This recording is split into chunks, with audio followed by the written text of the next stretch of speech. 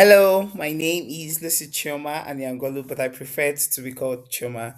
This presentation reflects my real work experience where communication had failed at first and what changed, when it eventually worked.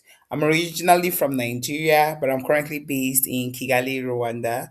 My work often revolves around learning design, project coordination, and collaboration across different contexts. To share something personal, my favorite food is grilled catfish with fries and pepper sauce. I love it for the flavor and the comfort it brings.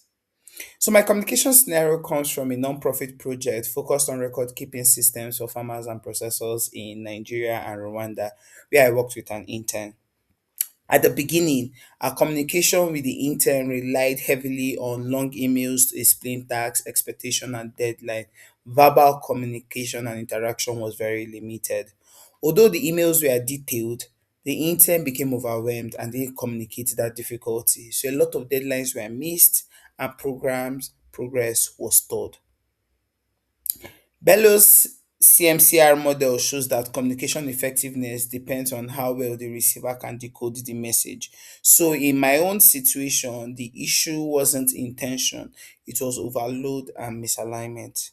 So, after 2 weeks of missed deadline, I had to schedule a live Google Meet call, and that conversation changed the dynamics completely. The live conversation allowed for questions, clarification, and shared understanding. It also helped build a warmer working relationship.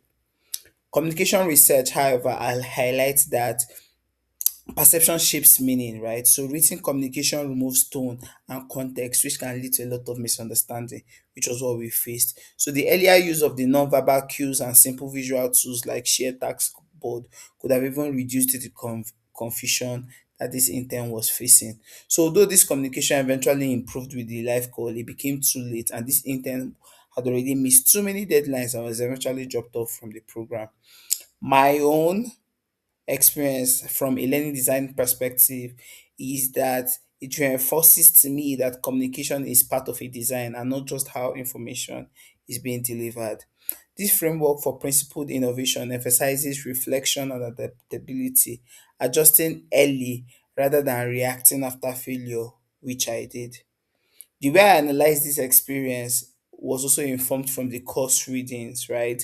The instructional design standard reinforced that communication choices are part of ethical design. And finally, the framework for principled innovation encourages reflective and human centered decision making. My own key takeaway from this experience is to intentionally design communication early by combining multiple models and centering people's need. Thank you for listening. I'm happy to hear your own thoughts and reflection on similar experiences.